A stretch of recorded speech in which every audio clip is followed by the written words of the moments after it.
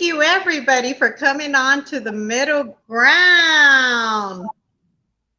Hello, everyone. Welcome to the middle ground, our 2-hour special. Today, we're going to deal with domestic violence, molestation, rape. We're going to talk about all the things that affect us as women.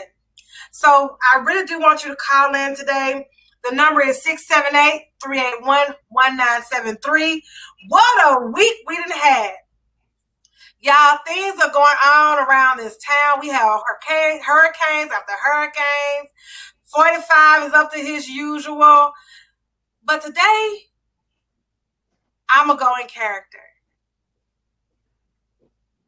I want everyone to look at my face and know that this is not love.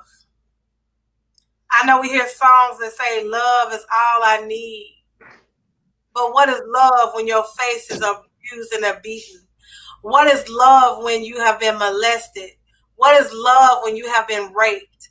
What is love when all these things has transpired? We got the sex trade going on that is doubling and making more money every day. They're creating new ways to kidnap, new ways to transport, new ways to do all kinds of things. So today we're going to ask the question, women, is love all you need? Men, because men are getting molested and raped as well and don't want to tell the tale. You have people that you look up to. They're supposed to be mentors that end up raping you or molesting you. So my question to you, is love all you need? And are women respected? What is our role as women? Are we respected or thrown away as trash? Is there a middle ground between love? Let's talk about it today. Matter of fact, make sure you give us a call at 381 678 1973. So, character. My husband just came home and I didn't have the thing that he wanted to eat. So he did this to me. Is love all I need? Is this the type of love that I want? All I wanted for him to do was love me. I just wanted to make sure to take care of him. Y'all, it didn't begin like this. He wooed me. He took me out. He made me feel like I was the most special woman ever. He did things that most men wouldn't do. I'm still searching for him even in this. I see glimpses of him because after this is done, he always buys me something or he always come back to who he is, saying that he's sorry, telling me that it's my fault that this has happened, that I made him do this, and that I'm the creative. Only I can do right. It wouldn't happen like this. It's love all I need. If I would act right, he wouldn't rape me. Back when I was a kid, when I was 4 or 5 years old, and I was staying with my mama, this lady came in to take care of us, and she raped and molested me all the way up until I was 16 years old. And that's when mama got a boyfriend, and then he began to molest me too. So I don't know what real love is. I never had a daddy in my life because my daddy was never there. So my mother had men in and out trying to make ends meet, going to work. And while she was at work, what was for lunch? Is love all I need? Is love worth all of this? End scene. So that's the question. Is love all we need, Anna? It's a tough one. It's a tough one. I'm not sure how to answer that because there's no love in this world. And anybody who knows Anna and who knows at least part of my story, because I've never told the entire story, knows that I was in a very, very abusive relationship. So in that instance, love wasn't worth it. But sis, in the instance of delivering your child, tell me that that love is not worth it, that pain. Um, is it worth going through coming home, your husband or your boyfriend coming home and hitting you, beating you because you didn't make the meal he wanted or the meal wasn't hot enough? Unacceptable. Ladies, love yourself. Ladies, seek help. Ladies, I understand it's easier said than done, and it is many times. But what do we do? Look at Christy. How much more intense can that be? And when I look at this, it just takes me back to a point in my life that I'd never want to remember. But I have in this recent year learned to talk about it because I am just as worthy as everyone else, you know? And you know, you're right, Anna. It starts with a lot of times when a woman or a man, because men are beaten too, find themselves Absolutely. in situations like this, it's because of things they don't feel self-love or self-worth, or Absolutely. or you're so strong, but really there's a vulnerability there that you never tapped into. And that vulnerability say, you know what? I'm going to stay with him because he stayed with me. We can go back to Ike and Tina Turner and what's love got to do with it. And we can watch that film a million times. She was, you know, she felt like, I'm not going to leave you like the rest of these people left you. So I'm going to continue to take the abuse. I'm going to continue to take everything that you give me, Ike. I'm going to continue to go into these restaurants and fix my face. And I'm going to continue to take you talking to me like that because it's okay. It's going to be okay because this only happens sometime, but that is, it only happens sometimes. We make, you know, sometimes people in this position make excuses for the man or for the woman, or make excuses and say, hey, we can't continue to make excuses for them. And I Absolutely. really want my men to call in on this topic because I need to know about women and their worth and how you feel about a woman. Is she trash or is she strong? Because she's in this situation doesn't mean that she's weak. Because, and I know you can attest because I've been here myself.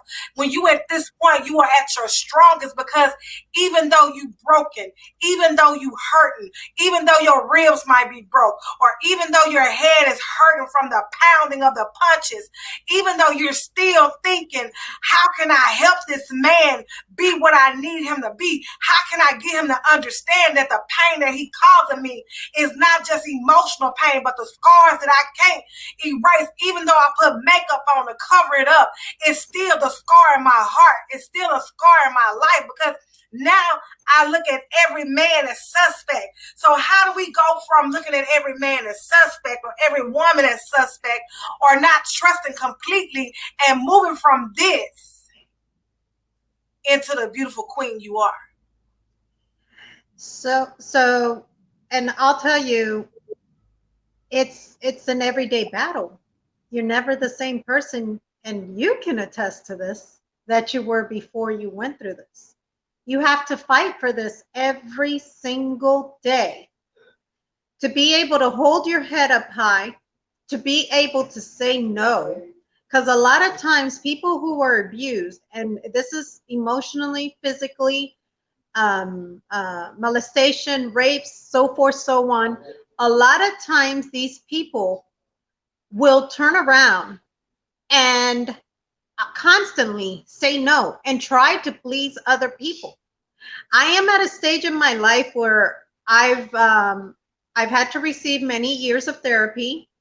There's been major damage that was done to my body. If I may, real quick, Christy, I have my disc from T1 all the way T1 T2 down here. I think it is something or another, all the way to the top right here by my neck, by my brain. So it's my cervical spine, all of those, and then starting on down further towards my shoulder area. It gets so bad sometimes I can't even lift my right arm. And this is 20 years. This is the after effect of something I went through. And I want to say something because I think it's very important. If there's any young ladies watching, 17 years of age through the age of 24 is the most time where you're vulnerable for any type of domestic issues. Because I know this all kind of goes together in one umbrella. Am I right? Or could we agree on that? And it all goes under one umbrella. I also want to make another thing clear, and this is real. A lot of times you will be in a relationship, young ladies, this is especially for you, young men as well, because they say men can't be raped. No, I don't believe that. But remember one thing, no is no. No doesn't mean I mean yes. It's the act is still going to happen. No doesn't mean that you get choked. And I can speak from experience and be forced by this person who says they love you so much to do things that are not okay. This has been something real hard, and I can go into more details of some of the most disgusting things that have happened to me. But I'm here. I'm here with my head up high. I tell them all the time, hey, if you're lurking, you can't touch me anymore. I'm untouchable. You hear me? Look at me. I am good. But you know what? But God. Because let me tell you how many times I got on my knees. I prayed to God to take me out of that relationship where I was seeing a size 12 and a half foot going to the back of my head, going to my back, hitting me, kicking me while I was already on the floor. What could a 100-pound girl do at that time? Not much. So please, even if it just seems like that was a little odd that he did that, or that she did that. Please keep in mind that this does happen. And if you talk about it and somebody tells you no, how can you be in a relationship with somebody and you get raped? That doesn't happen. Yes, I'm here to tell you, yes, no is no. And I especially want to tell this to women between the ages of 17 and 24. No is no. I don't care. Friend, boyfriend, husband. No is no. I nearly lost my life. And again, I'm here by the grace of God. And he has walked me through all of this. So many times, I just wanted to commit suicide because of the unworth that he made me feel. It took years of therapy for me to figure out I wasn't the problem. He's been the problem. He still is a problem. He knows who he is. Many who know me and have known me over 20 years knows who he is. But God, and I always tell people, you'll be kicked to the ground like you're nothing. You'll turn around and you'll be hurting and in pain because this person beat you, made you feel worthless, made you feel like you were nothing. And then what happens? The grace of God turns around, our Father turns around, and I love you too, cuz and he gives us salvation, and he lets us be from the person who never spoke in front of anybody, be able to talk and tell their story, and their story matters. I get hurt a lot of times when I see people, and young women especially, put up with certain things. Don't. Older women don't. Look at yourself. You're beautiful. We have a caller. Caller, go ahead with your name and with your question, please. Hi, this is Kira. I'm just listening in for a minute. How are you? Hey, I'm Kira. good. How are you? Hey, Kira, good. I'm so glad that you were able to call in. And right now we are talking about domestic violence right now in this segment, because domestic violence affects so many women right now. And we're talking about, are they strong or are they disposable? Because if they're being beaten and abused, and I did a whole little scene where, and I know you can't see me, my face is made up to where it looks as though I've been abused, with 2 black eyes, a bloody nose, and a bloody lip. And in it, I was saying, you know, that we accept this, and I feel like we're still strong during this, because in the time we're still seeking how we can help that young man, but we don't even look to help ourselves. And even in that scenario, in the scene that I did, she talks about how she was raped by her babysitter, which was a female, and then when her mother got a boyfriend, she was molested by that boyfriend up until she moved out. So we, you know, some real things that are going on, rape and molestation, but by men and women are being suffering from this. So we're still asking, what does love look like? Is love all you need? And if you're going through this, is that love? Wow. That's a strong word, and it could mean a lot of things to a lot of different people, but I'll start with answering as best as I can. No, that's not what love looks like, for one. And 2, it may be what love looks like to somebody who's never been or felt love before. So I think that when, you know, no matter who we come across, you never know what that person's going through. So it's important for us to consider all things. And considering all things, abuse is one of those things. So, you know, just in short, no, that's not what love looks like. And it takes a person that has been loved to show somebody who hasn't been loved what love truly looks like. Exactly. Anna, what does love look like? Hello, Christy. Hello, Kira, as well. Kira, you really broke that down. Because it's like I mentioned at the beginning, you have that love that you never forget when you deliver a child. That love is like no other. I could never imagine any mother hurting their child in any shape, form, or manner. At least, you know, not that I'm aware of. Okay, it happens. But again, that's a whole different show there. But overall, I truly believe that love should never hurt. Love should never hurt. You should not be afraid to speak your mind, because if you do, you're going to upset somebody. You should not be afraid to address how you please. You are beautiful, ladies. You are beautiful. There is no reason in this world why, if you feel like dressing however, and that looks good on you, do it. There was a time where I couldn't do that. I get all of that. I really do, ladies. This month coming up, October, is very tough for me.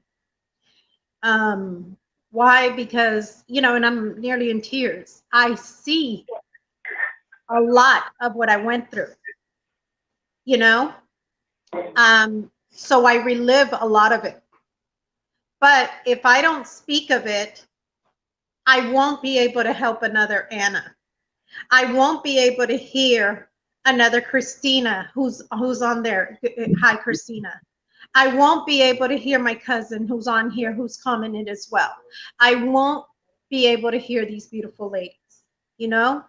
So And for me, go ahead. We have another caller. Okay. What's your name? And where you calling from? What's going on, Christy? This is Rico calling from Addison, Alabama, and participating and let you know you got a great show today. Oh, well, thank you, Rico. And Rico, we are talking about this first segment that we're doing. We're talking about domestic violence, and we're talking about. And if I don't know if you can see it, but I'm dressed up and in my makeup with 2 black eyes, a bloody nose, and a bloody lip. And I did a whole little thing about a woman who is being beaten, and she tells her story. And in her story, she reveals that she was molested by a babysitter who was a female. And then when her mother got a boyfriend, she was being raped by that boyfriend. And now she's in this abusive relationship. So the question is love all you need? And is that love? And our second question is, are women strong? Are they strong or disposable in this type of situation? And I'm glad you called in because we love a male perspective. To be honest with you, in today's society, it's sad to say this, but I can say that women, in some instances, have become disposable and ignored. And the reason why I say that is this is the reason why I called in. I know of a situation that happened 33 years ago, and I forgot about it. I forgot all about this situation. I almost forgot this woman existed. When I did see her, I didn't realize who I was, but I remember her situation. And I didn't remember her situation when I saw her. I just got reminded of it yesterday. And what happened was is her daughter that I've known, I didn't even realize this was her daughter till a few years ago. Her daughter has carried herself a certain way. And she left her to try to make a change and went to Atlanta and started doing the same thing. And so she made a post yesterday, you know what I'm saying? And so I want to read this to y'all. It might take a second because what it's gonna show is, number one, she was forgotten, she wasn't believed, and it takes more than love. It takes therapy too. So I'm gonna read, starting with the daughter that posted the story. Then I'm gonna read a post that her cousin made that lets you know how deep the trauma is and how the cycle keeps going when it doesn't get addressed. And then I'm going to read you what the mama said. So this might take a second. Okay, so I'm going to start off, and if I slip up and cuss every now and then, it might be because, well, it's definitely going to be because that's what's in the story, but I'm going to try to catch it. So it starts. So the truth is out. The perpetrator, I'll keep his name quiet, raped my mother, such and such, and that's how I got here. Sad, huh? 32 years of my life hearing my mom constantly saying this and seeing the pain that it has caused her, leading us to not have a mother-daughter relationship, leading us not to have a mother-daughter relationship. Knowing a couple of stories of how my mom tried dropping weights on her stomach to get rid of me when I was a baby because she didn't want a child by a rapist. Me looking for love in all the wrong places. Double kin with my brothers and sisters when we were already cousins. Having so much anger, confusion, trust issues, fighting all the time to be something I wasn't and doing things I now regret. Folks telling me my mom doesn't love me, but at the same time telling her SHIT to make the situation worse than what it already was. Took his own family member to come clean and acknowledge he was there trying to stop the situation. So yes, world, I have been born into this world a rape child, but that doesn't make me who I am today. Now I have the closure I need to go on with my life. SHIT is crazy, huh? There's a reason God brought me here. Now I'm going to read you a comment that one of her cousins posted. This Wait is a a minute, this is a cycle that has been ongoing within her family. The cousin said, "I feel you." Rico, before you do that, I want to tell everyone, please, if you can, share the broadcast that that's here. If you're watching, if you're calling in, go on Facebook, go on DKMediaGroup.com, and please look at it, view it, share it. This is some very important information, because what Rico just said, and these topics are very, very important, super important, because now Rico has brought another situation in the mix. If you're raped, what if a child is there? How would that child feel knowing that they are a product of rape? And I know Miss Kira wanted to say something. I'm gonna come right back to you, Rico. Miss Kira, I know your time is limited, and I do want to get your opinion, and I know you want to talk about one more topic. No, I'm okay. I was just listening to what he was saying, and my mouth was just wide open, like, wow. Oh, it gets deeper. It gets deeper. It gets a lot deeper. Go ahead with the because I you know, it's really interesting, because I'm like thinking in my mind, like, it's so many people that don't or won't have children because of the right there get an abortion. But now the laws are changing now to where abortion is may not be a solution to the problem. So go ahead, Rico. Okay, now her cousin comes in and says, "I feel you. I wasn't a rape baby, but I have been raped and molested by a lot of guys in our family and females in the family. You feel like our family is toxic and cursed because, I'm here, you need to talk." Now, I'm going to repeat what she said. A lot of guys and females in her family. So that let me know that this girl has gone through some of the stuff that her cousin's mom has gone through. It's a cycle, and somewhere the men had to be, and the women had to be tainted deviantly. It was a cycle, a generational thing. So now I'm going to go to what her mom put. And I remember this because I was 13. I was the same age as this woman was when it happened to her. And I remember it happened, and I remember it being spoken of, but it wasn't proven because she didn't come from what you would call the upper echelon of the elite side of town. Even though it wasn't an elite side of town, but you know how we classify each other. Her family didn't come from the better stereotype that we had. So now this is what her mother put. And I'm not gonna name her daughter, but she named her daughter. "I really did hate that you had to come in this world that way myself. I just want you to know that I love you, and I would never try and hold you accountable for someone else's action. Mind you, now she said, her daughter said she used to drop weights on her stomach to get rid of her. What you have seen all these years have been because of my own anger and because of me being angry or it's how someone else hurt me. They were having a funeral. Now she goes into the store. I think we're losing Rico a little bit. Oh, this is my name. On June 9th, 1987. And I was coming down Church Street. Hello? I think we're losing coming down Church Street on my bike. Due to me being 13 years old at the time, I was shy. So I turned off the street and I rode my bike down another street behind a store where this house and the suspect or the perpetrator stood outside all the time. He knew I had a crush on his cousin, and she named him. Basically, that was how he had lured me into the house, by telling me that the cousin I had a crush on wanted me to come in. When I entered the house, I had an uneasy feeling coming over me. But at the time, I didn't know why. I can't exactly pinpoint when he closed the door and came up behind me, because I was looking behind for his cousin that I had a crush on.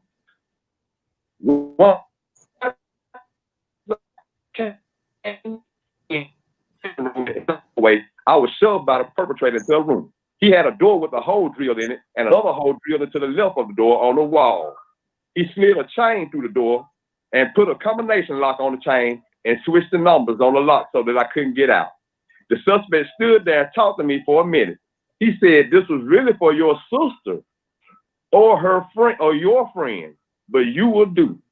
At this point in time, he did a wrestling move on me that he had learned in high school. There was no bed in the room, so he threw me onto the floor on my back. He instantly got on top of me.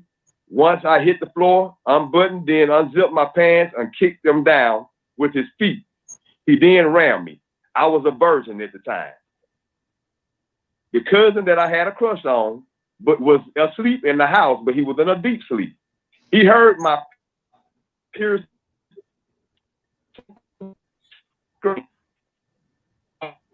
and it ran outside, looked through the window, and saw that it had a fan in it. And as he saw through the fan, he witnessed his own cousin raping me. I want to put my pain and suffering out there in order to give it back to the person who caused it, and she names him. This person went years without being held accountable for what he did to me at the age of 13. But one thing about the truth, it will never change. But no matter what, I have the best witness in the world, and it is God. Also, I will continue to stay prayed up to get through what I've been through. I hope that this post will help someone going through or someone who has went through what I've experienced. And I do recall this happening, and people knew about it, and it went swept under the rug. I do recall this happening at 13 or 14 years old. And that's the sad part. This happened to a 13-year-old virgin.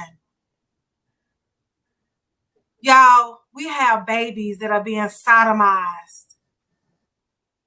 We have children that are being sold into sex.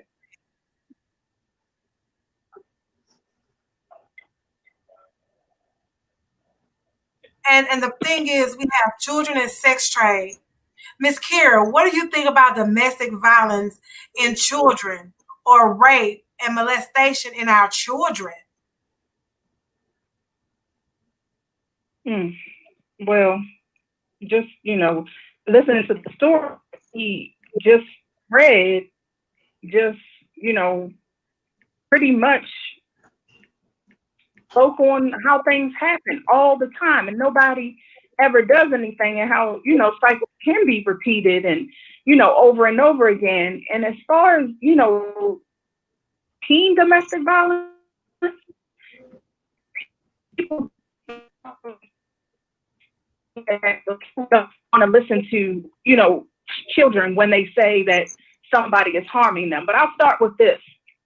A lot of teenagers, before the, quote unquote domestic violence really starts, it starts with controlling their mind.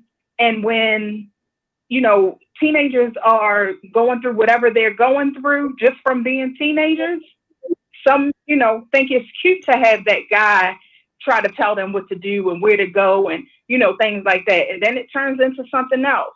Then it turns into demands, and then it turns into them, putting their hands on them and, things like that. But, when we were younger, I'm sure y'all have heard it before. You don't do as I, I can't remember how it goes, but you don't do as I do as I say, not as I do.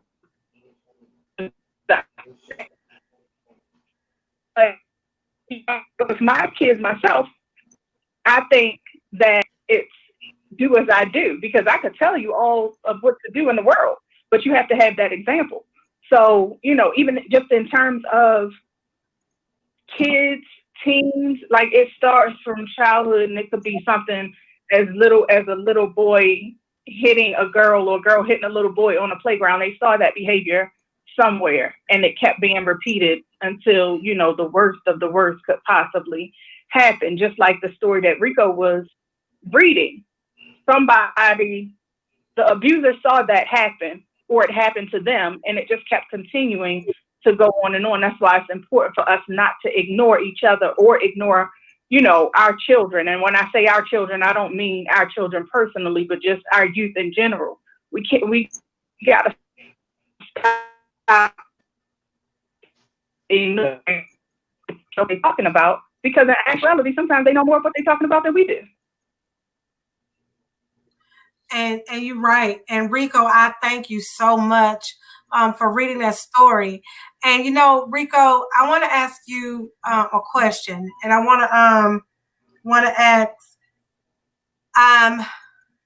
And the question is basically this: in a man's view, and in a man's point of view, what about the prisoners who are raped in jail? And I'm a reference a movie. It was a movie with a drag queen, and the drag queen said that I went to jail as a young boy, and they passed me around like I was a hot dinner plate. And as they passed me around, I began to put a swish in my hip. And when he got done, he became gay. So what do you think about men and molestation and rape? And how do, I'm not saying, I'm just saying, and I couldn't imagine how a man would receive that mentally and physically.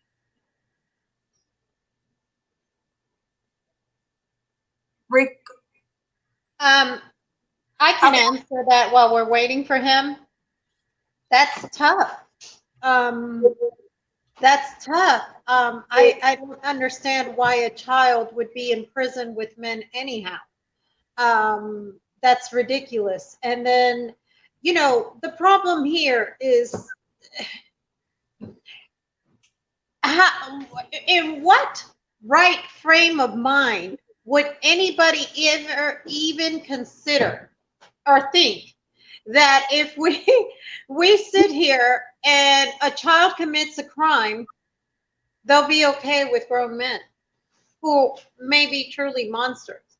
I believe anybody that has had any type of experience with a young child shouldn't be around other men anyways. You know what I'm saying? Especially younger ones for that matter. I am an advocate, as Christy, you know this, through my human justice organization. I fight cases like these all the time of situations that happen like this in institutions. It's really sad. It's sad because their whole manhood is just taken from them. I want to ask you this question right fast too. You know, while we're dealing with the young people, you know, young men that's in jail, what about the parents who are selling their children to be married to these older men for money? And they are like 12 and 13, but because they have the parent consent, they are married. And that's for me? Ma'am? Is that question for me? Yes, for you and Kira. Okay. So, okay, I'll answer it first. Throughout history, as disgusting as it is, women, young ladies have been married to other people. Women, we have fought so hard to even get the right to vote, to get the right to dress how we want to dress, to get the right to walk outside with our head up and be able to lead a ministry. Okay? Please, ladies,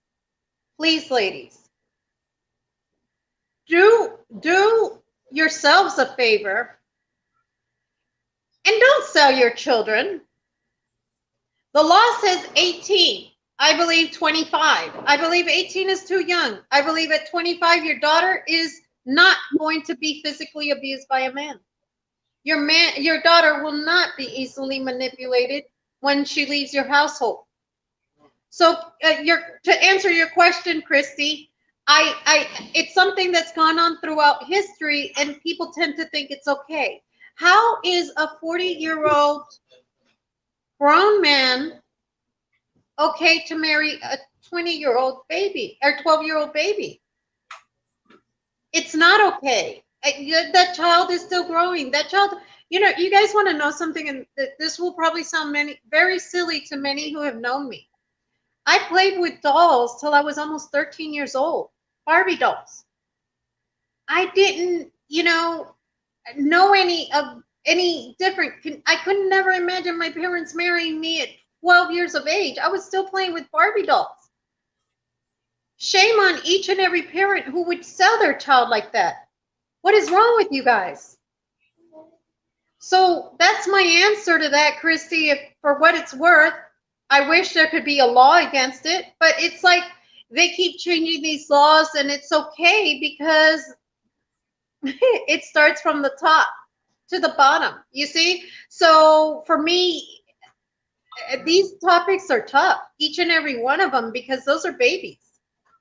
And they need to be in a baby position, you know, doing what normal 12-year-old little girls do. And you're right, Anna. This is really, really a hard topic. And a lot of times we don't want to dissect into anything that's hard or difficult or that would cause us to have our emotions. When Rico read the letter that was written from the daughter of the mother that was raped, and she was product of rape. And not only that, reading the letter of a person being raped.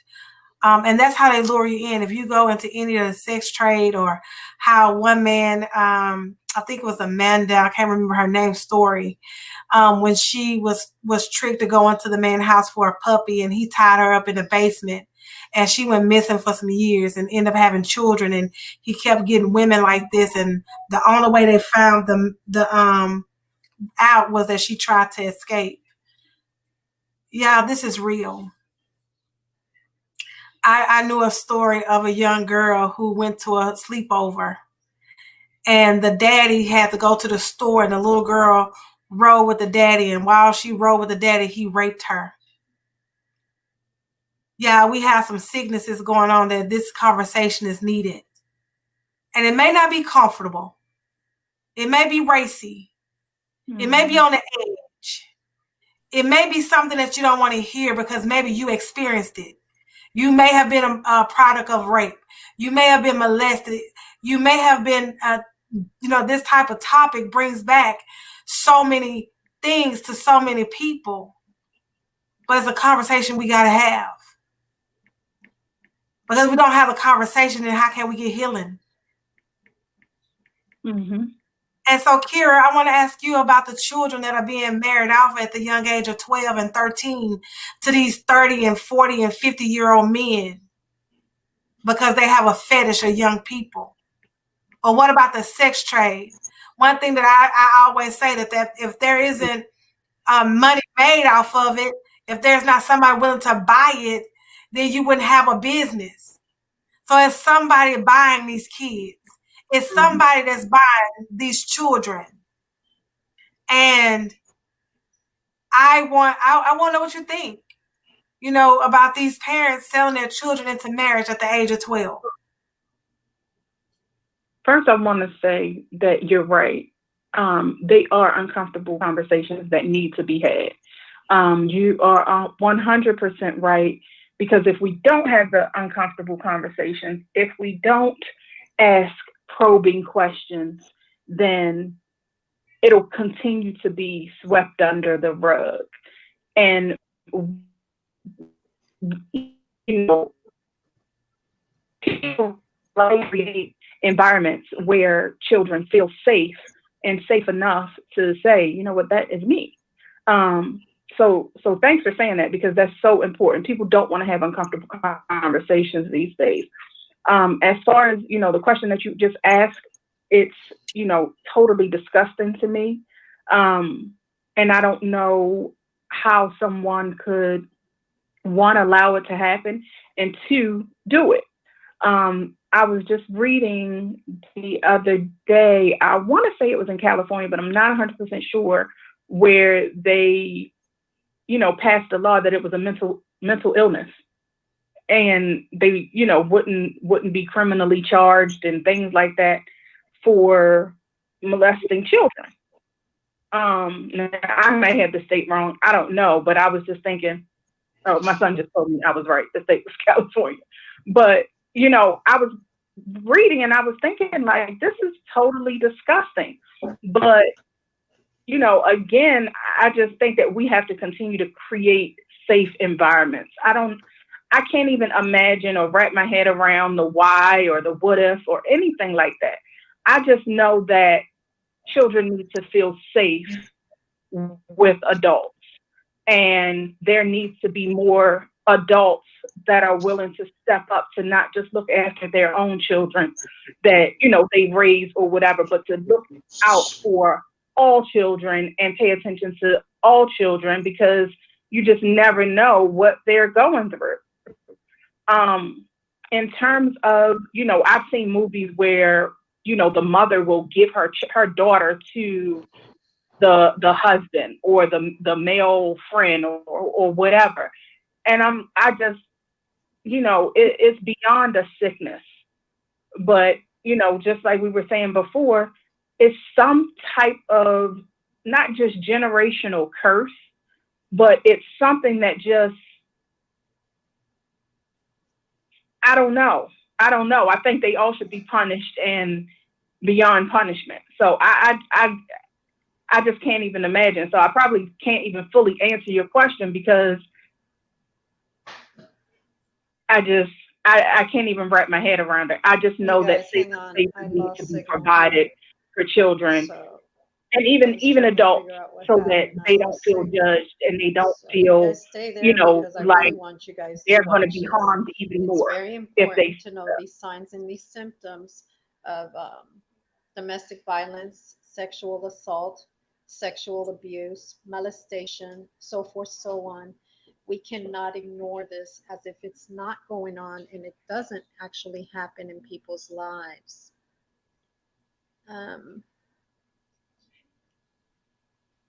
I don't know what's going on with my other device. We can hear and see you, Anna. Desiree, plug this in for me, please. Make sure it's plugged in. Okay, so Anna's having some technical difficulties, but you know it's right, Miss Q, what you're saying, that we have to provide those importance, and I want you guys to actually take the time to actually educate yourselves on what it is that these situations will bring. How many times do you hear of family that will act as if they're family and turn around, and next thing you know, they're getting close to you just to get close to your children? It's atrocious. And it's the reality of what goes on. You guys, and I'm really sorry, I lost signal here, but I really want you guys to listen in. You know, it really is a safe environment is needed. And it's sad when our children can't come to the adults. But let's talk about something else. We done talked about the women. We done talked about children. We done talked about men for as rape and molestation. So let's go in. Let's talk about now. Are women strong or are they disposable? And the reason why this question came to mind for me is because I see so many times in society where a woman of Black or brown descent have to fight not only her Black and brown men, but Black and brown women, white women, all different colors, all different races. She had to fight so many things and so many people just to keep her head above the water. And even if her head's above the water, we don't see the amount of things and people that's trying to pull her up under the water. So that's why I ask, you know, so many times people view a woman as less than anything else, less than a man, less than her children, less than, instead of more than. So Ms. Kira, I want to ask you, are women disposable or are they really strong?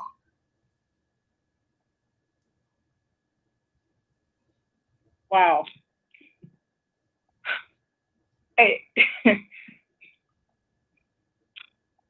I'm going to say both, and I'm going to explain why. I'm going to say disposable first because society makes it look that way. Not because that's what I think or that's what I feel, but because society makes it look that way. So, you know, in terms of just things that I've seen, can be either up, high or down low. And when the world tells women, I can replace you, I can get another you, I want you to do this, or I want you to look like that, but then they accept, the nonsense that we see. That's why I say disposable, because a lot of times we're treated any kind of way, from just the public view to, wage fairness in jobs and things like that, across the board. I'll say strong as well, because we are strong. We birth children. Human beings grow inside of us. But oftentimes when you hear somebody say that a woman is strong, or, oh, she's so strong, or she's so this, they're not looking at that. They're not looking at the positive stuff. They're looking at what she's been through to make her strong, which 9 times out of 10 is something negative.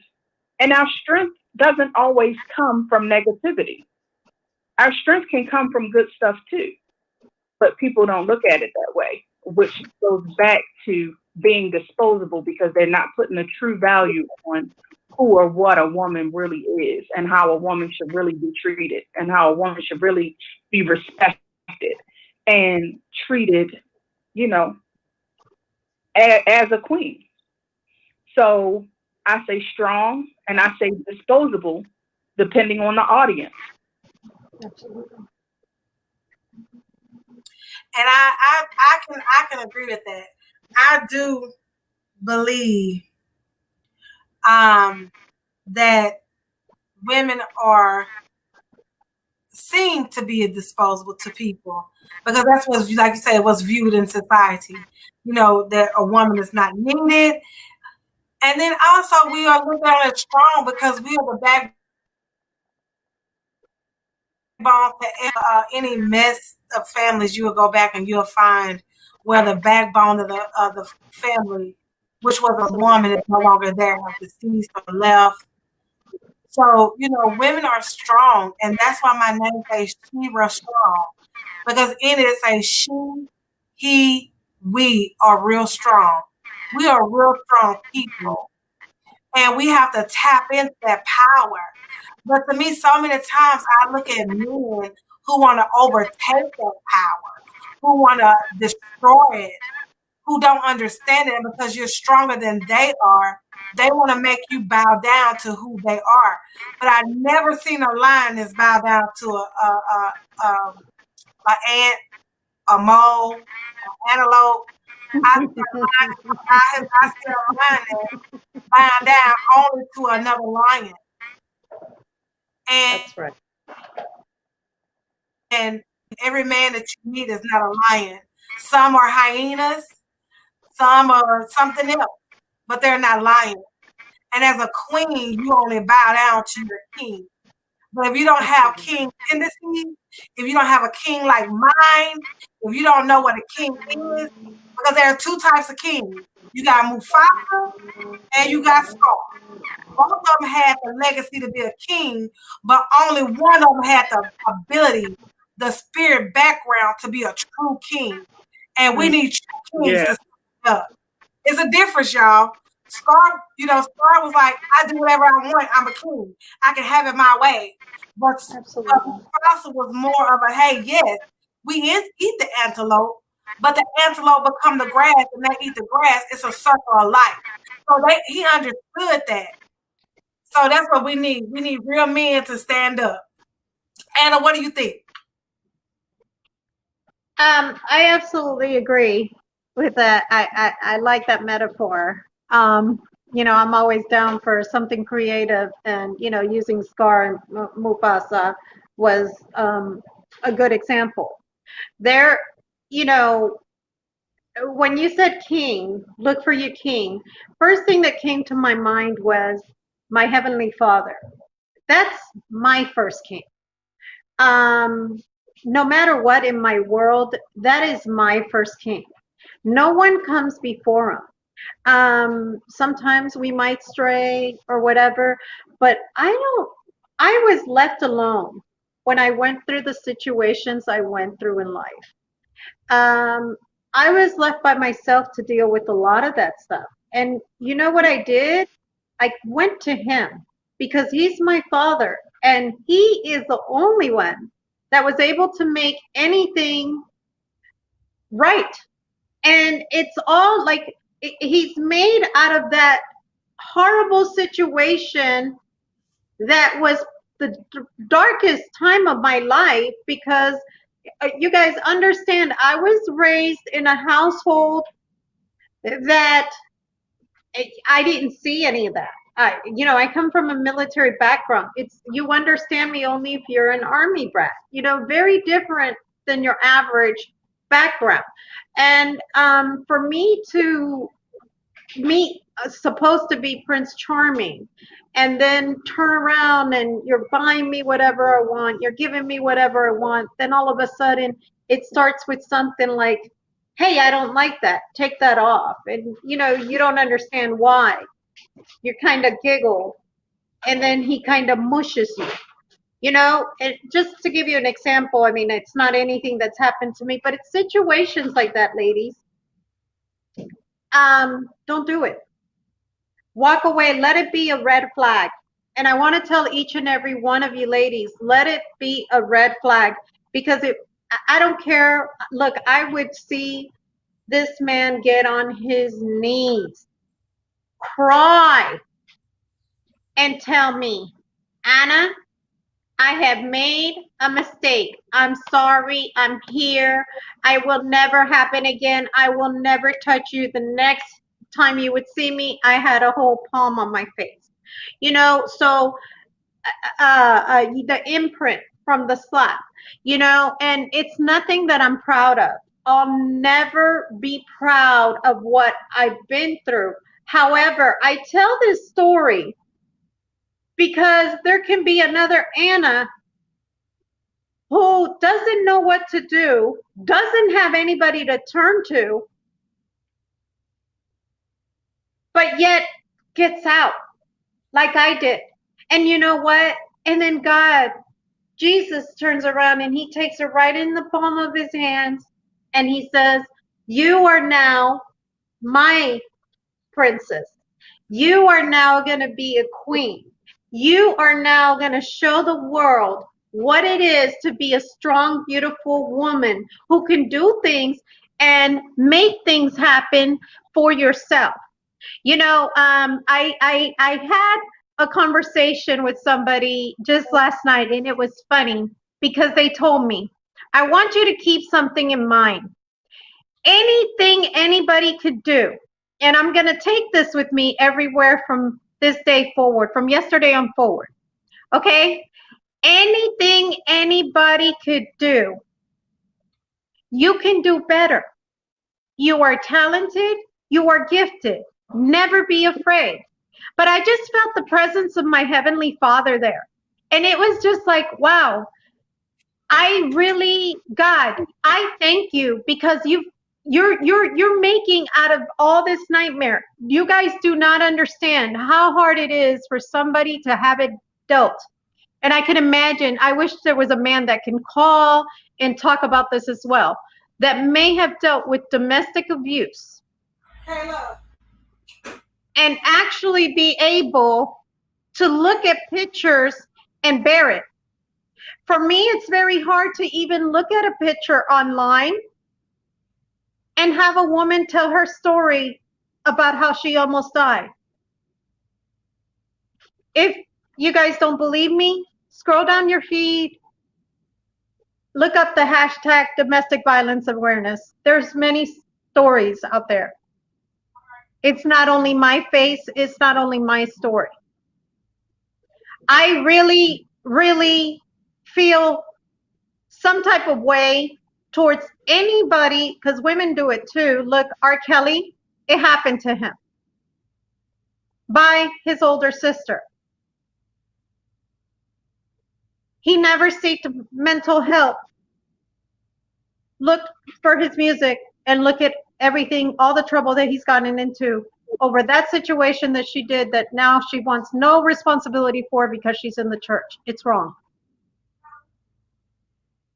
I also want to mention, I want you people to think about something because it's really bothered me. I'm a woman. If you have Cardi B going through a divorce, we don't know their actual issues. Let's not downgrade one another as women. Okay? She's going through a divorce. We don't know their inner problems. Cardi B is very young, so is Offset. Please, instead of making fun of her, although her lyrics are very nasty, in my opinion, and her music, but, you know, in the way she carries herself, not how I would carry myself, but she's young. That's what she does. Respect a woman and try not to degrade her. Whether she cooks, she cleans, or whatever, then you get up and you cook and you clean. And I'm for real when I say that. I have no problem with doing it here at home, and neither does, you know, anybody else here.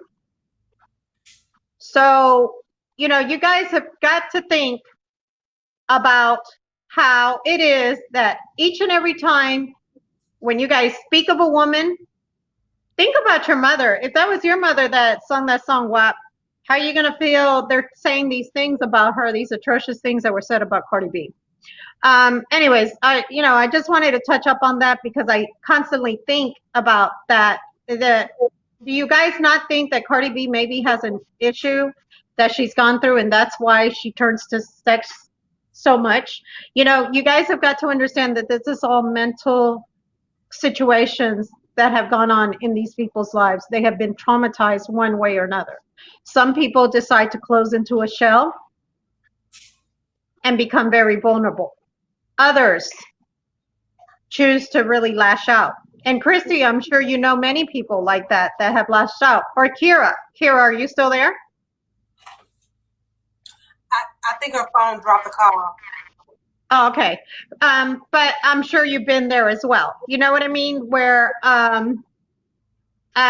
you've seen women or men, you know, lash out. I have guys that I know that were constantly raped by uncles or a uncle. And today they do drag shows and they say, I have begged God to take this away from me because I want to be straight. And you know what, Anna? And this is the conversation. As Christians, we teach that homosexuality is not of God. And that's a spirit that, you know, we have to be prayed off. You know, but when people are molested and raped and then they turn into that lifestyle, you know, that's why I say, you know, God has to be the judge because we can't judge because we don't know what led to that.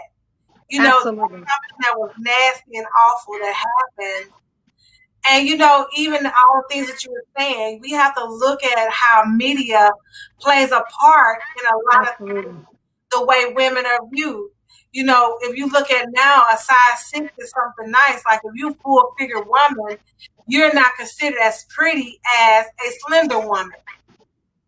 You know, we have those things now that, you know, you look at television and it's teaching our daughters what's popular. If you want to be popular, you have to have a straight hair. You have to have the sun-kissed skin. You have to be a size 6 with a big old booty and a big old breast. Then you got Cardi B and Megan Thee Stallion coming out with different songs like WAP.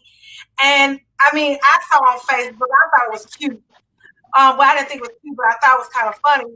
The mother was actually whooping her child in the backseat of her car. And the little girl was just crying. And I didn't know. I was like, why is this woman abusing her daughter like that? Like, oh my God, we need to do something about it. So it said, you know, the thing is like, keep watching. So I kept watching. And so the woman said, look at what you had on this thing. Look at it. The little girl had to be no more than like 8, maybe 9 years old. And she was sitting there, put a camera, had her legs spread equal on the camera. She turned over and started shaking her booty on the camera. And then she was hunching and had her face just like on WA, and that's why she was getting a whooping. So, we have to be careful as parents of what our kids look at to develop them who they are. And we love for you guys to call in. This is the middle ground. Call in to 678-381-1973. Again, call in 678-381-1973. If you're out there and this topic is touching you, if you out here and this topic is really something that you've been wanting to talk about, if you have a personal experience that you want to share with us, we would be glad to allow you to speak. Again, give us a call at 678-381-1973. Again, 678-381-1973. I want to take this time because I know you guys know that next month is Domestic Violence Awareness. I do want to take this time to let you know that there will be a domestic violence awareness brunch on October 24th in Georgia, where Anna and myself will be one of the speakers there. To find out about tickets, to find out about everything that's going on with that, just tune in a little bit more. We have Mr. Sandra who will be on to talk more about that. So it is a blessing to be a part of that. Domestic violence and women ministry is really near and dear to my heart. And y'all, I really want y'all to know that, you know what? No matter where you start, no matter what you've been through, no matter what's going on, no matter if you're in a relationship that caused all kinds of issues, you're right. God is able to do all things but fail. But I'm going to tell you something. You can fight on your knees, and then you can get up and walk away.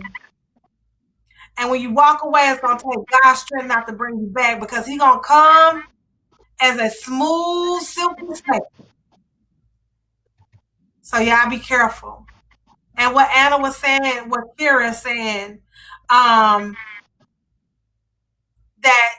children are needing a safe haven, a safe place. They're needing a place that they can go to where they can trust.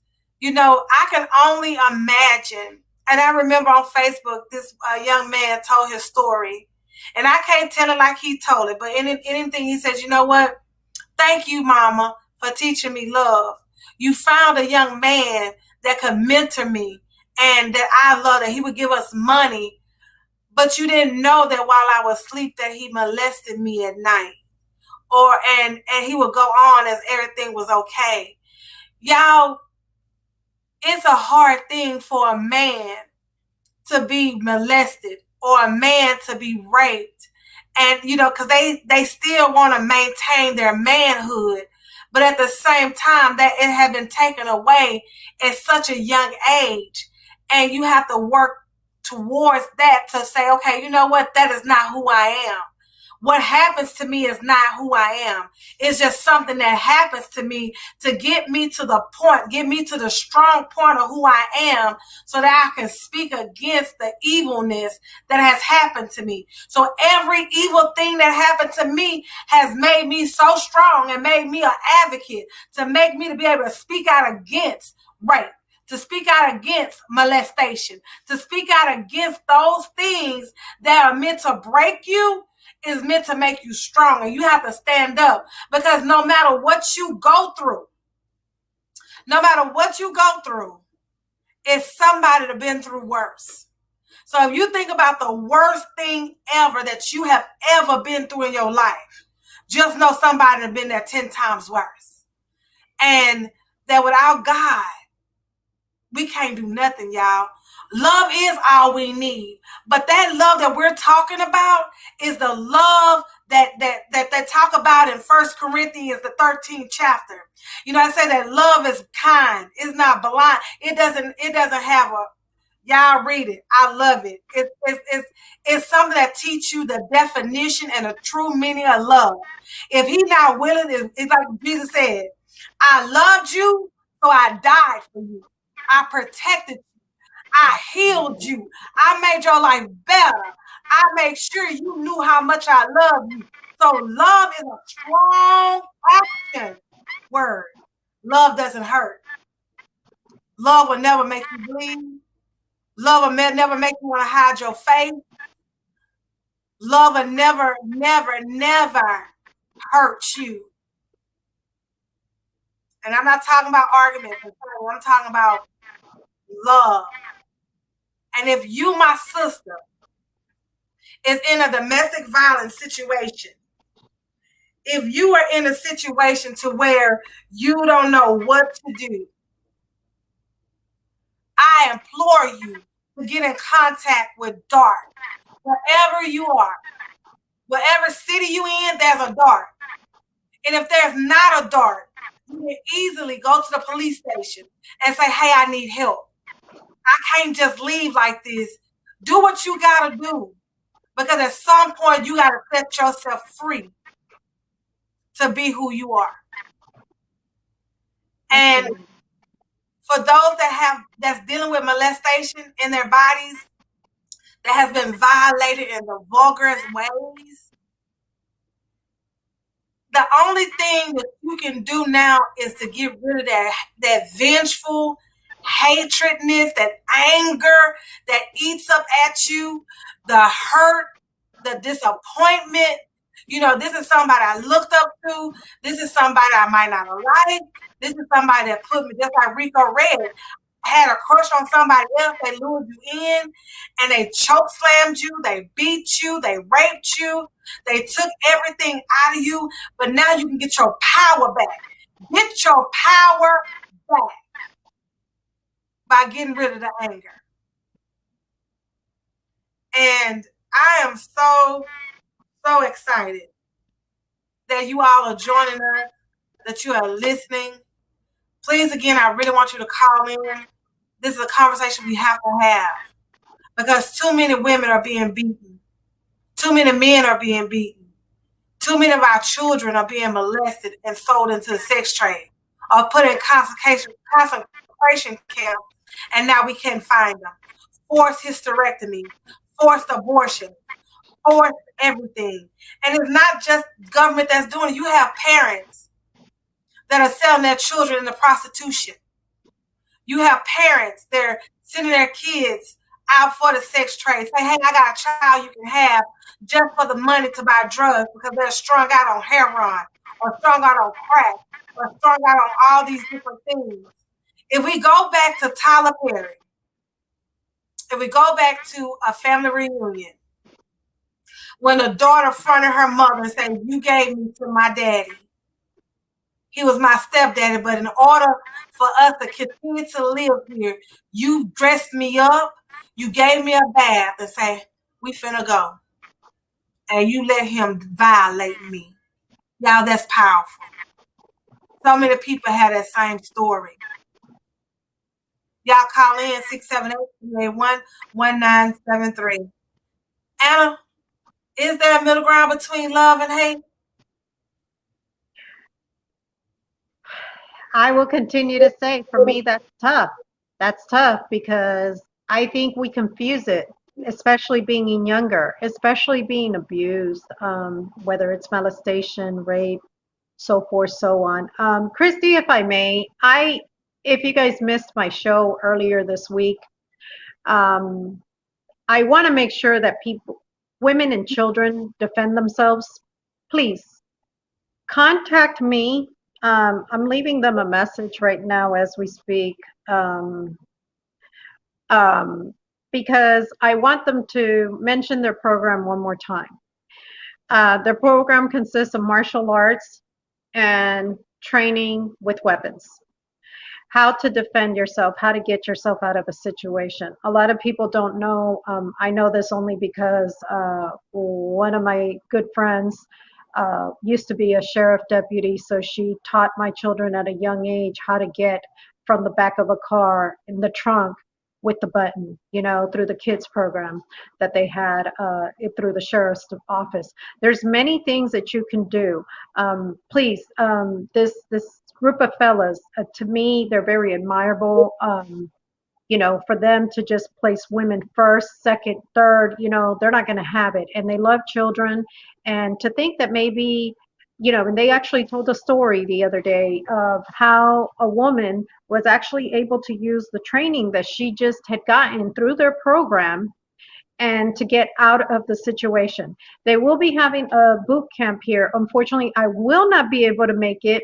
It is the day of my birthday. I forgot I have an engagement on the 24th, which I had already said I would be at, and I will be there myself with Christy. So I will not be able to make this session, but I am still wanting to see what I can do individually for myself and my two children.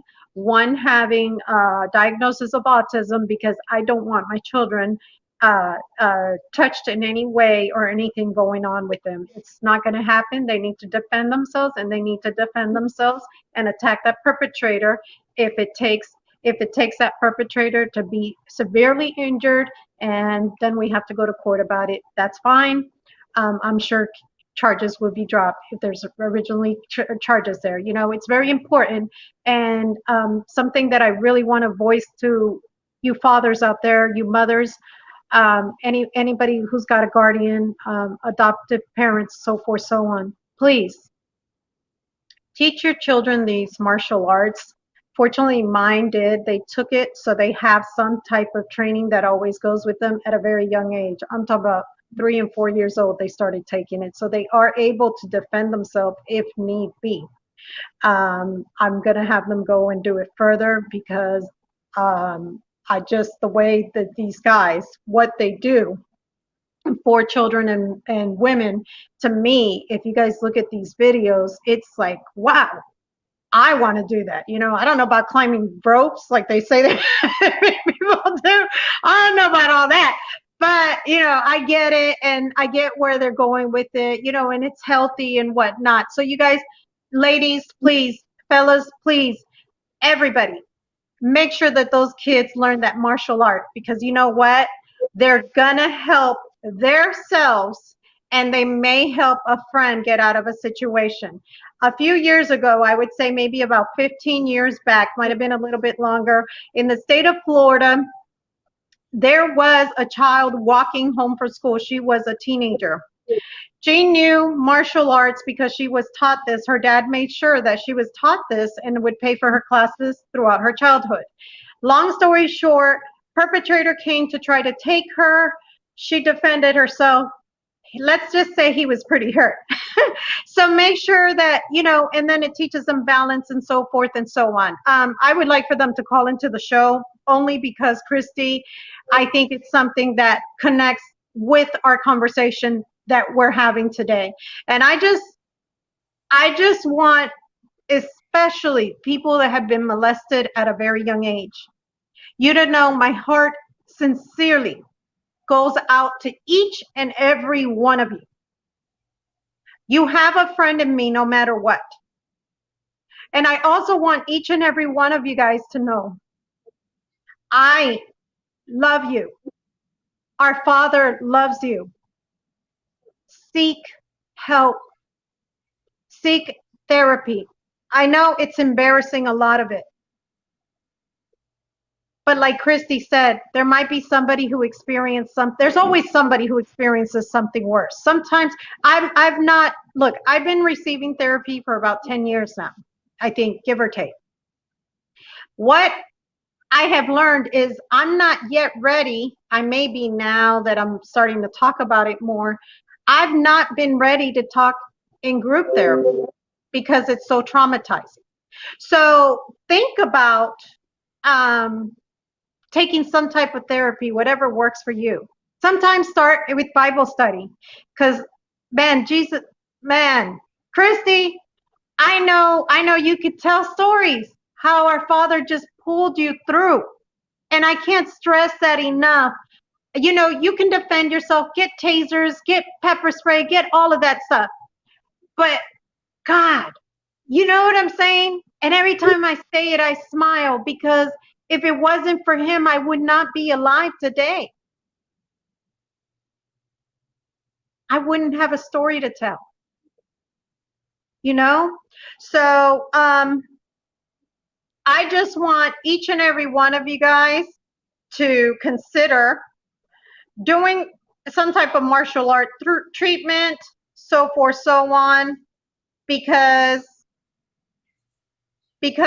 at this point in our life, we don't know what can come our way. I don't know what sexual predator is following me.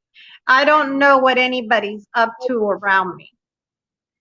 But always make sure that you're looking around. You're being your sister's keeper, your brother's keeper.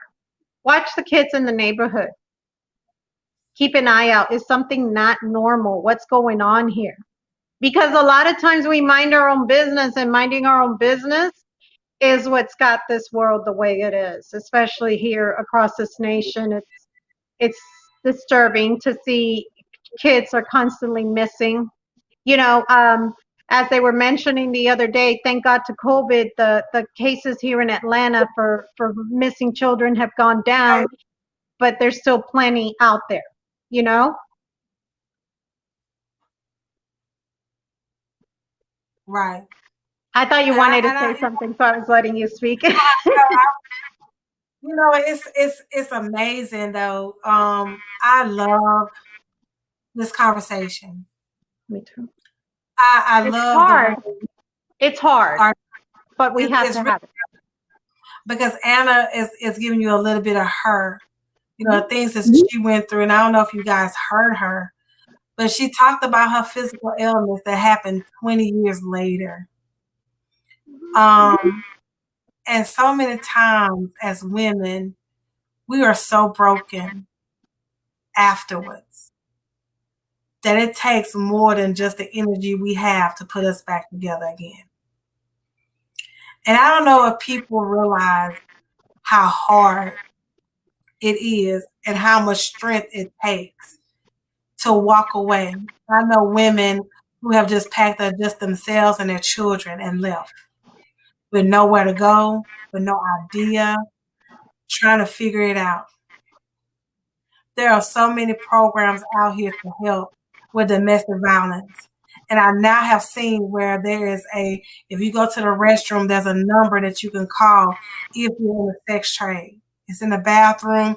If you look on the hand dryer, or you look on the wall, there's a number you can call if you have a phone. And if you can't call, y'all, I just don't know if I was in a situation what I would do. But I know it's real. I know it's children that's suffering. It's men that's suffering. And I'm really want you guys to call in and share your story. 678-381-1973, because I know we all have them. And it's not to be embarrassed. It's nothing to be embarrassed about. It's just an experience that you done had that have created you to be who you are. And God love you no matter what. You know, in my own life, I've been physically abused. I've been mentally abused. I've been spiritually abused.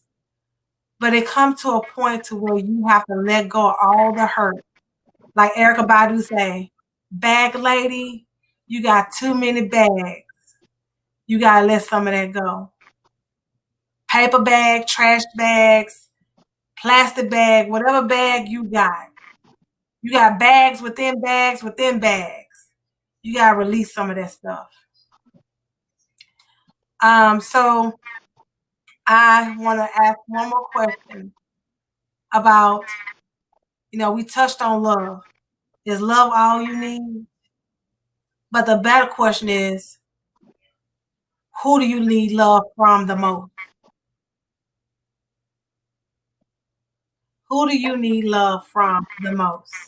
Question. That's for me? Anna. Yes, ma'am. That's easy for me. First, that man upstairs, hey, that's a man. Like, you know, the world can tell you whatever. Let me tell y'all something. The whole wide world can tell you no. The whole wide world might try to take your life. The whole wide world might try to kick you down. But God.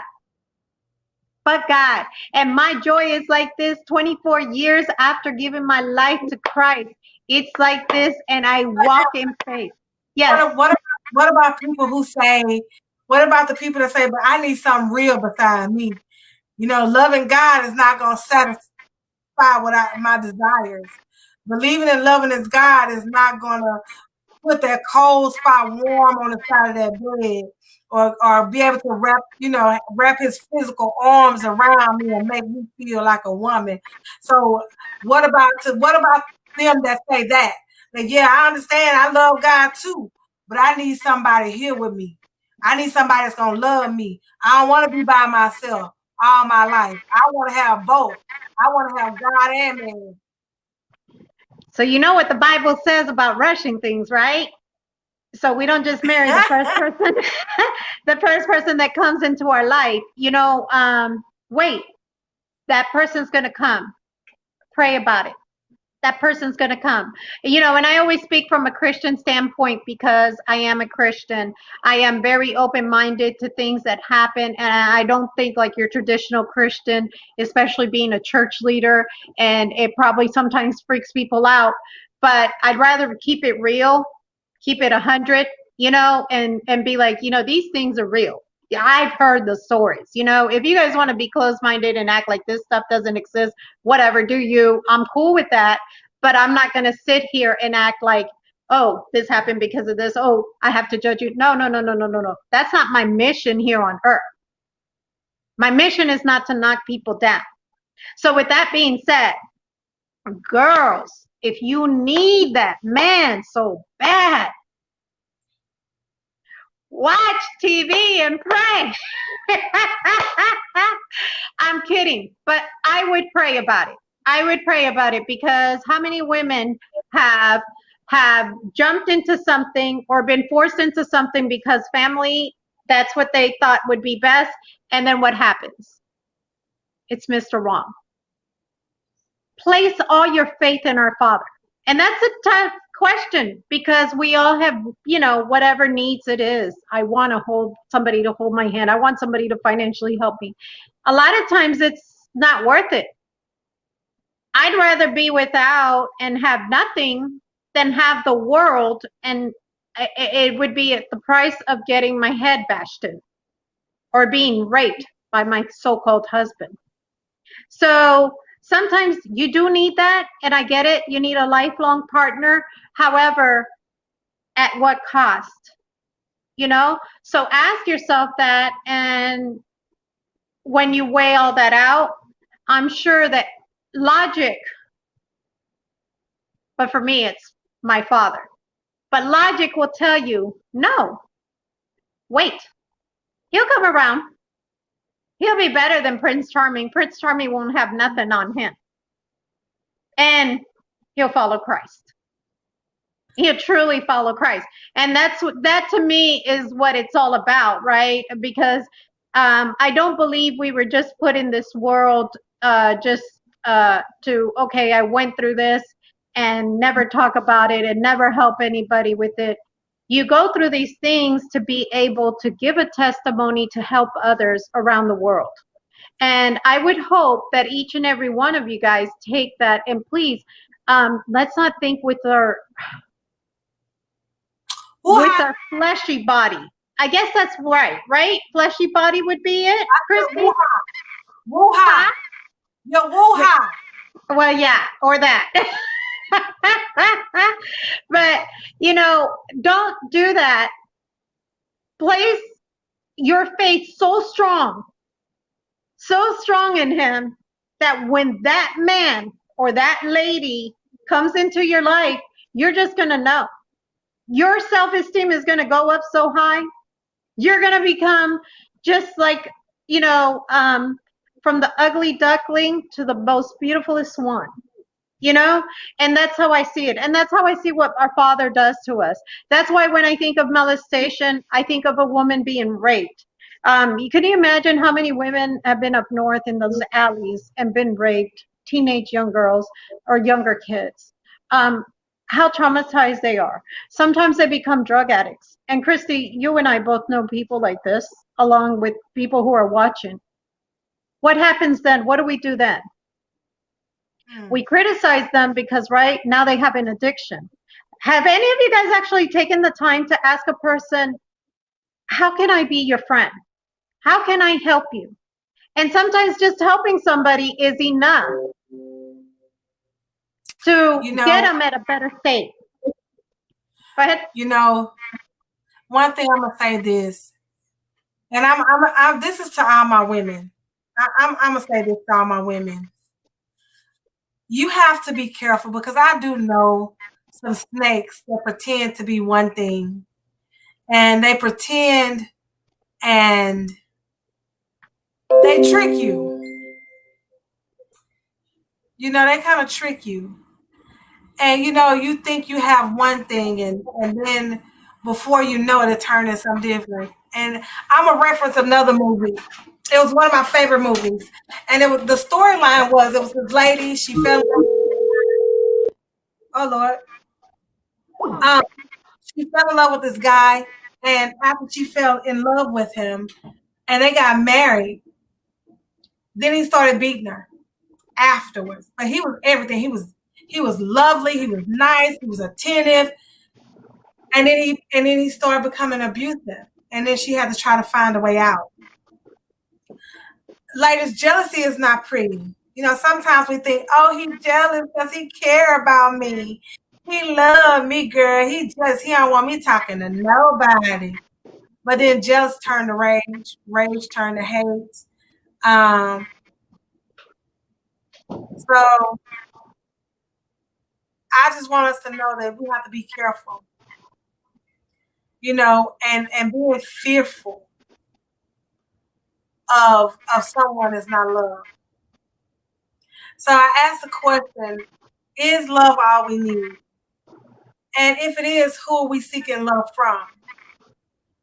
Because that's the problem. Who are we seeking love from? Perfect question. If we seeking love from God, who is perfect, and his love is never changing. He never changes on us. Amen. Are we seeking love and affection for our physical gratifications? And if we're only seeking for physical gratification, and I'm gonna tell you something, y'all. It's a little secret, so I'm gonna tell you. Love is a spirit, and it cannot abide in hate. It cannot abide in anger, and it cannot abide in any evil act, because love in its purest form is God. Because God so loved the world that he gave his only begotten Son, that whosoever believes in him should not perish, but have everlasting life. So he loved us so much. And in the word, it says in the Bible, he said that a man should love his wife as God has loved the church. So God loved the church so much that he was willing to die for its perfection. Absolutely. So, men, you have to be willing not to die physically, but you have to be willing to die of your pride. You have to be willing to let go of your fears, your anger, your frustrations, and become almost delicate enough, vulnerable enough to open yourself up to receive the love from this woman. And once you receive it, it becomes a beautiful thing because you become a different person. You begin to act different. You begin to talk different. You begin to feel different, because this love that changes everything, that changes your way of talking, the way you think. Now you ain't thinking that you the man and you have to be with all these women, because now you only want to please this one woman. She done caught your eye. You try to do everything you can just to bring her closer to you. And when she get closer to you, you get butterflies. You get an icky feeling inside that you ain't used to. Your emotions start to show. You say, wait a minute, now my emotion ain't supposed to be showing, but she bring out that in you. Yes. And y'all become a beautiful team, because now you understand who and what she is. Raheem saying something like a heartburn. But I'm just saying, he know, because he got him a queen. And he the man of his house. So he know that feeling. Because he used to be a player, but he done put his player's card down for that one woman. You understand what I'm saying? And it takes that. It takes that for changing that man. But love is all you need when it's pure. Love is all you need when it doesn't hurt, but it gives you the things that no one else can give you. Love is all you need is when you have your spirit, your mind, your body all in one along with this mate of yours. That's love. And love doesn't hurt. Love is not pain. Love is not sorrow. Love is not tears. Love is not heartbreak. Love is communication. So that's what I'm saying. When we start talking about this love, when we start saying, I love you, know what you're saying. Because look at my face. This right here, it's not love. This here is overtaking, power, domination. That's what this is. This is like I'm going to break you physically so I can break you spiritually. To all my men that have been raped, molested, that's been incarcerated, that's been raped behind bars, that have been raped on jobs and remain quiet, my heart goes out to you. Stand strong and know that there's nothing that no one can take from you. You ain't got to give it to them. They may rape you, they may take your physical, but don't allow them to take your mind and your spirit. Don't allow them to make you what they are, a monster. To all those people that may be listening, that have a sex trade ring, that's in the big businesses, to those that like children, that's married to a 12-year-old, you sick individual, I pray that you get everything that's coming to you. And I pray that God that gives you just an ounce of heart and allow that child to be a child. And for them to be able to gain their freedom from you. Anna, any last words? That was deep. That was deep. Like I said, for me, these topics touch me in more than one way. Maybe I've never dealt with child molestation. I can never understand fully, but I can understand what it is to have literally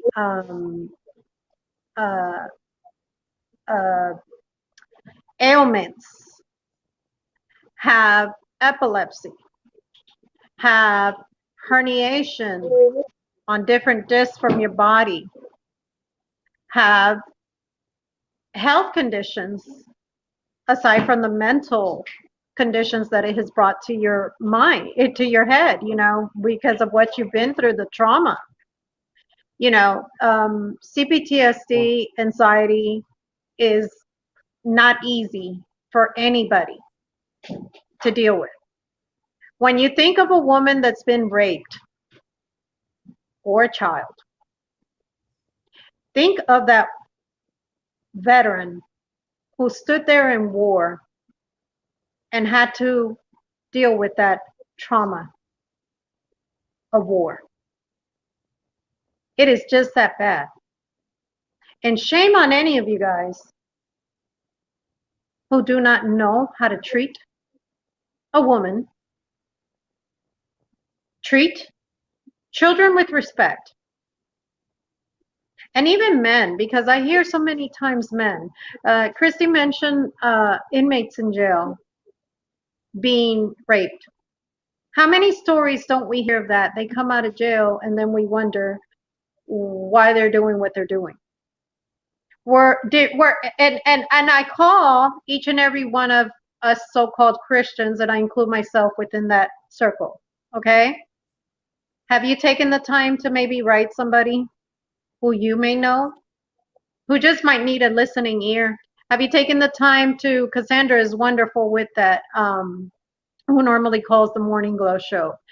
She's got her own ministry. She goes around and she helps people in those situations. Have any of you guys done that, or is it just all for show? And I go out of my way to try to help and try to listen, because you never know what life you may be saving. Christy, I have mentioned that I was suicidal.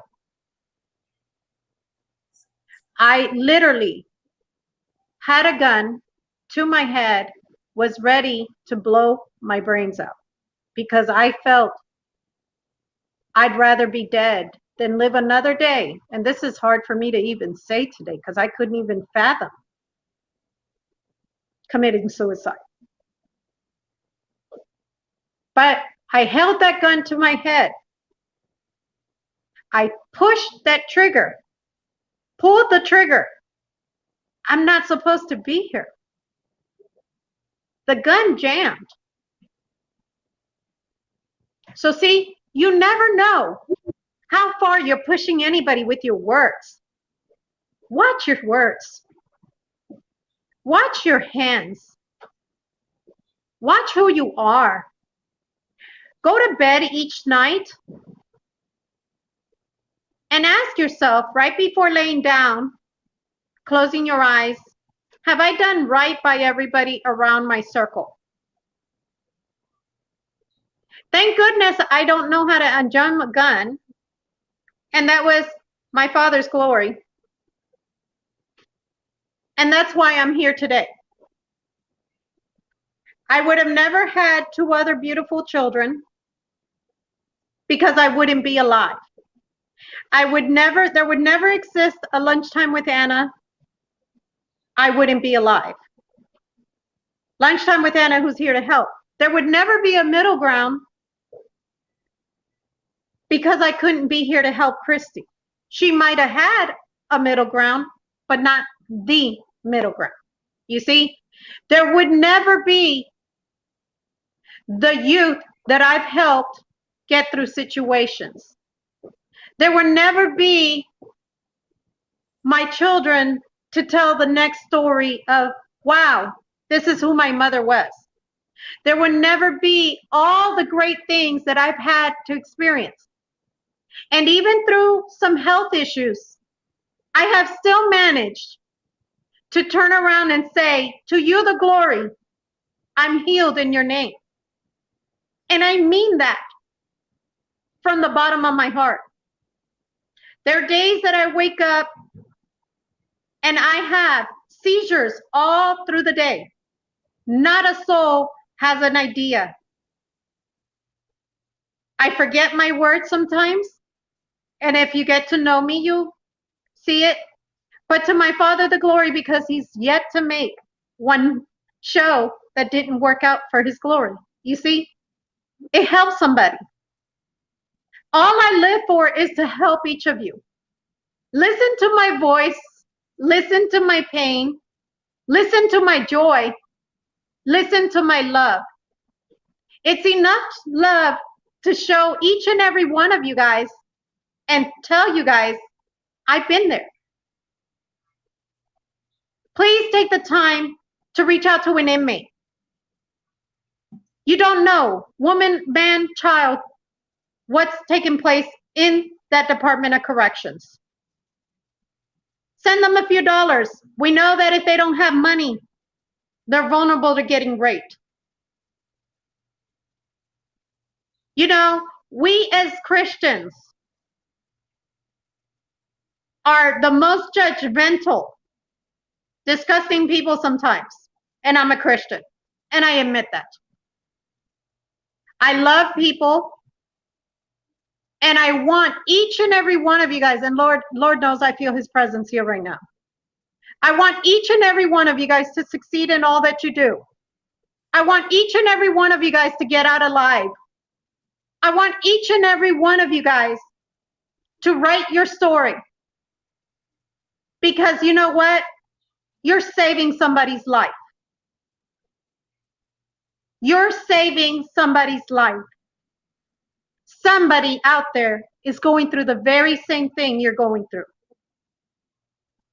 Christy, I please ask that you keep maybe and I want this to come out right, maybe a circle of us prayer warriors for men and women. Because I always say, women, I've seen some women that I'm like, how dare you hit a man like that? And this is their man. And I'm like, that's crazy. And they say women don't abuse men. But I like to get a circle of people together that if they're going through this, please call. Call Christy. Message the middle ground. This is what she does these shows for. This is what she wants you guys. She wants you guys to succeed. She wants you guys to get out. She wants you guys to get out alive. She wants you guys to not be ashamed. But more than Christy, you see, what comes from our Father can never be taken away or tainted in any shape, form, or manner. He's got the control over all that she does. He's got this. So he knew that today's show will go like this. I didn't even know what I would say or not say because it's so tough for me. So much more to that story that sometimes I'm disgusted to talk about myself. But it's my story, disgusting or not to others. It's not a pity trip. I want to save somebody's life. I want my Father to touch somebody. I want my Father that if a man wants to hit a woman, put his 12-foot shoe size on her neck and on her back, on her head, while she's on the floor, to stop and think, Father, I need you. Why am I doing this? What is my anger? She never did anything to me. This is tough for me. That's all I have to say, Christy. You know, Anna, I'm almost in tears because your story is like no other. And I know there's plenty of women here who have similar stories or stories that are profound. I hear the pain. And you know, whenever you go through things like that, suicide is always the first thing to come to your mind. Because you think that, you know what, you know, I don't need to be here. No one cares about me. Who's going to miss me? Why should I care about myself when no one else cares about me? So it's often one of the first things that we go to. But I want to take this time to give some resources. If you're right now in a domestic violence situation, I'm going to give you the number to the National Domestic Hotline. And that number is 1-800-799-7233. If you are contemplating or have contemplated suicide to the point that you've already gotten your plan, you done wrote your letter, I got a number for you to call first. Call 1-800-273-8255. Again, these two numbers, I want you to call. Have you ever thought about harming yourself? And that, you know, we have children who cut themselves. We have children who do all kinds of things. If you need help and you don't feel comfortable calling those numbers, reach out to the middle ground, the message. You can look on my Facebook page. You can message me through there. And serious people only. You can also call DKM Media Group when someone's there, 678-381-1973. You can message Anna. You can call again. So we would like to hear from you because we're advocates. We're here for you. We don't want anyone to be hurt, harmed, destroyed, or anything. This is really a topic that touches everyone because I know you know someone. I'm going to say this. Standing by and not saying anything makes you just as guilty as the person that's doing it. Yes. And I'm going to tell you something. I was at work. And I was working. This was like my second job I was working at. And this guy came in, and I know that he's in a relationship with another male. And he came in, and his eye was turned inside out and blackened. His face was destroyed. And he just came in for a pack of cigarettes. I looked at him and I say, "Are you okay?" And he looked up at me, and I looked at him, and it was just nothing else needed to be said.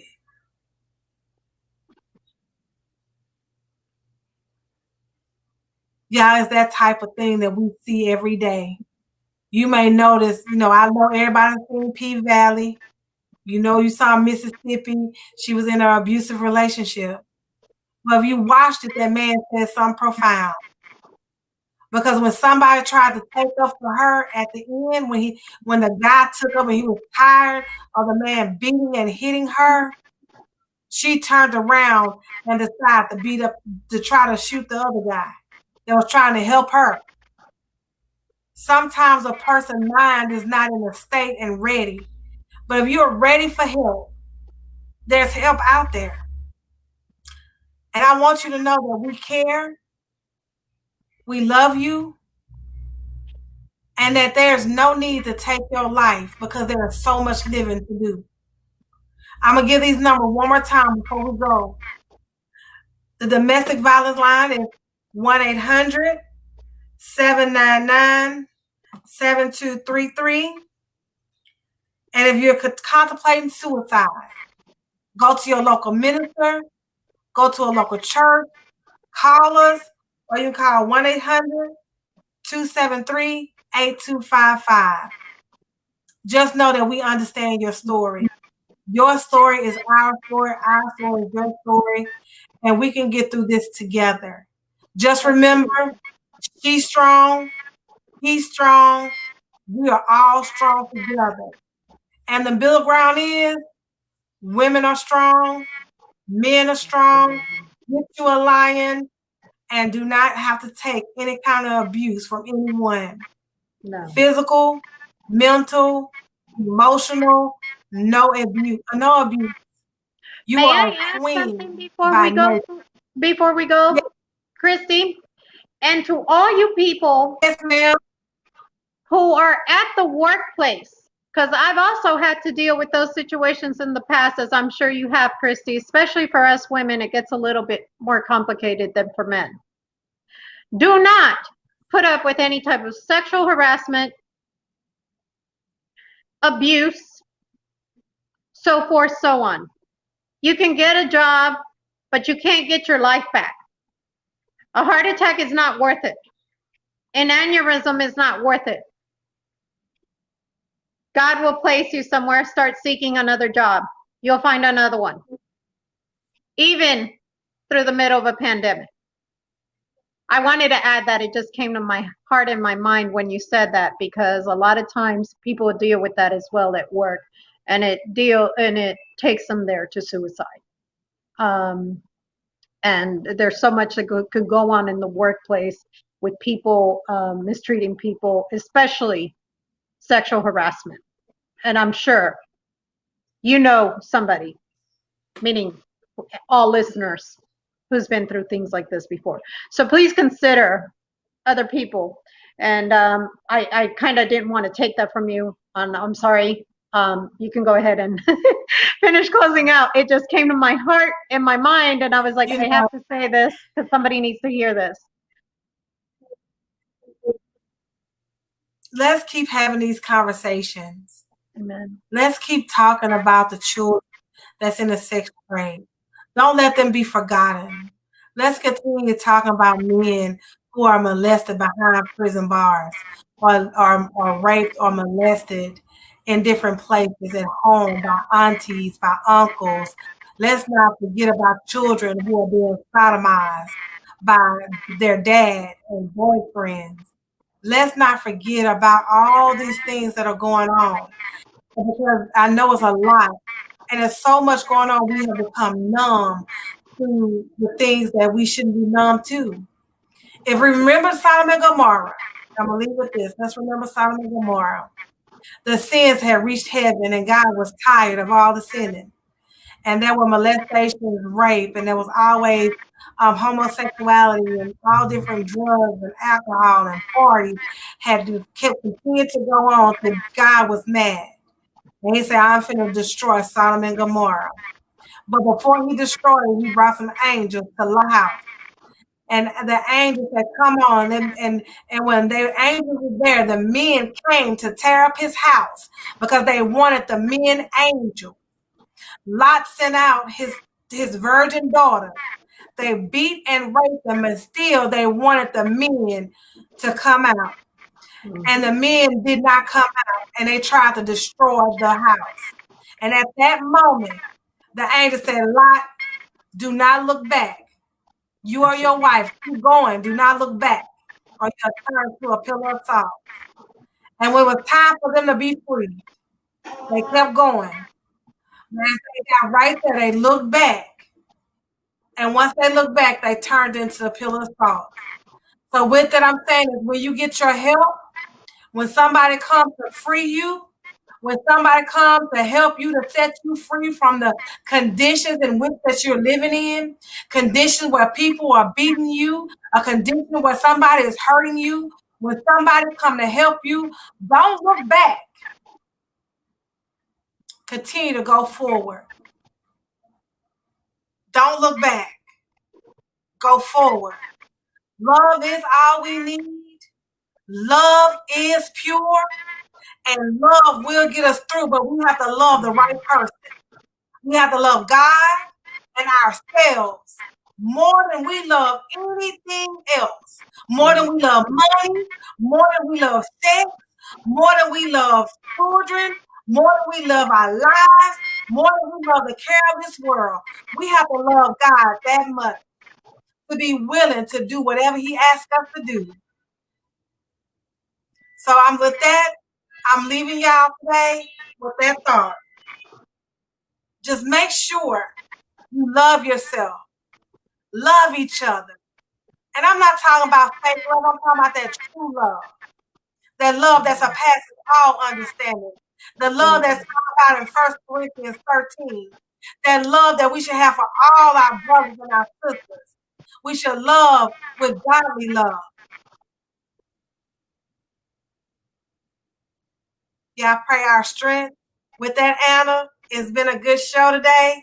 I thank you. I thank Rico for reading the letter. I thank Miss Kira for being able to come on with us. I thank you guys for giving us the opportunity to be in your home, to be in your ears. Just remember, stay strong. Stay super strong. Bye. Please share the broadcast. God bless y'all. Ciao. Mwah.